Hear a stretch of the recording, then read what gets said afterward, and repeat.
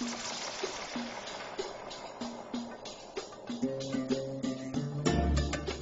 1851, in what is now known as Iraq, archaeologist and explorer Sir Austin Henry Layard discovered a library with 22,000 tablets containing what we know to be the earliest writings on Earth. The writings date back to over 6,000 years ago when the region was known as Mesopotamia, Sumer, and Babylon. Amongst these vast writings is a story which mirrors the book of Genesis in the Bible. It tells a story of a great flood which reshaped the face of the planet Earth and all of her inhabitants. It tells a story of a tower built and the creation of the spoken word. One of these scrolls includes a star map of what appears to be a sun and its planets.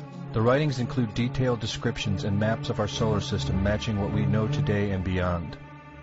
It includes a 10th planet in an orbit between Mars and Jupiter.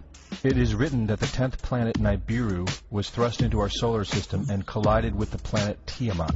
The remaining bulk of Tiamat over time became Eridu, the Earth as we know it, and the rest of her became the asteroid belt.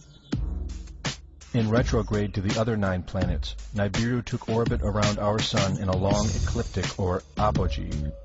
Lasting 3,600 years, it passes between Mars and Jupiter. In recent years, based on the patterns of our known solar system, astronomers have been looking for a planet with this same orbit. In search of this planet, they discovered the planet Pluto. The search continues. According to the ancient texts, this detailed information was given to them by the Anunnaki, or those who from heaven to earth came.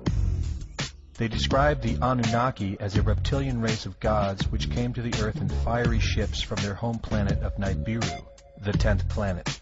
It is written that these Anunnaki came to the earth to mine gold and other elements to serve in protecting the atmosphere of their distant home planet.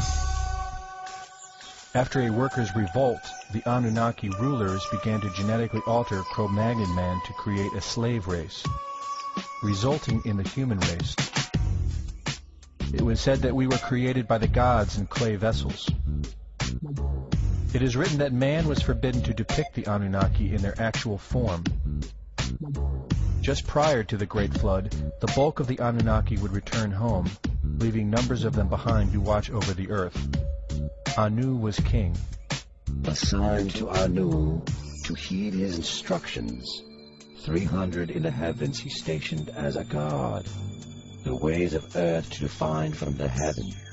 And on earth 600 he made reside.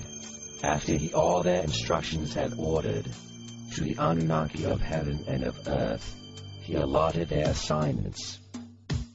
This story of reptilian gods from the heavens creating man is not at all uncommon. It in fact can be found in most every region of our planet. In Japan, emperors claim descent from dragon gods who came from the sky. Australian Aborigines teach of a reptilian race which lives underneath the earth and governs over men. They believe they are descendants of a race of dragon human. China teaches the serpent queen Nukua interbred with man. India calls these reptilian gods Nagas and claim they seeded their royal families. Throughout the Middle East, it is believed a serpent race created man. The book of Genesis tells of giants who came from the heavens to breed with the daughters of man. They are called the Nephilim. In Africa, they call them Chitari, children of the serpent.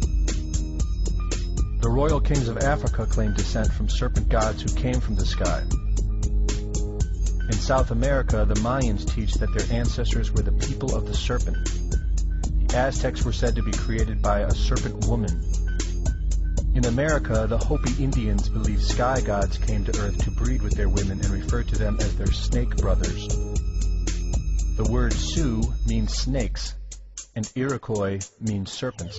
It seems the only places you will not find this historical story is where the history has been methodically destroyed. The descendants of King Anu in Sumeria and Babylon can be traced throughout time. The pharaohs of Egypt were from the bloodlines of the Babylonian kings. The rulers of the Roman Empire can be traced to Egyptian hierarchy. All throughout Europe, the royal families can be traced back to the great Roman emperors. 34 of the presidents of the United States are directly descended from European royalty, with the remaining 8 who are only closely related to these same bloodlines. In 1934, President Franklin Roosevelt placed the Great Seal, originally created in 1782 by the Freemasons, on the dollar bill. Represented in the Great Seal is a pyramid and the all-seeing eye, known to be used by the elusive society, the Illuminati. Strung together in conspiratorial confusion are secret societies such as the Illuminati, the Freemasons, and the Bohemian Club. In 1917, National Geographic did a story on a place in Montreal, California called Bohemian Grove. The story reports a place where the world's elite, members of the Bohemian Club, retreat to in late July and conduct an ancient occult ceremony called the Cremation of Care. Every year in July, the world's leaders, media moguls, and members of the World Bank spend 2 weeks of what is known as a men-only retreat at the Grove. In the year 2000, BBC television show World of Wonder infiltrated Bohemian Grove with hidden cameras and aired the video on the BBC. The video shows the large mass of men donning red and black robes and once again conducting the Cremation of Care ceremony.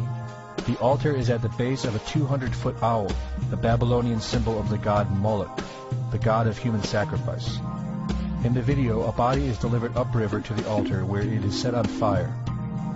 Upon being aired, members of the Bohemian Club reported that the ceremony is a put-on, merely done for entertainment and fun.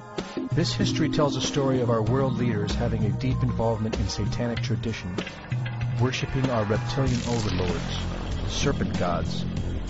It poses the possibility that we may be and have always been enslaved by our leaders, no different than sheep or cattle. There is an endless amount of information out there which supports this, but don't take my word for it.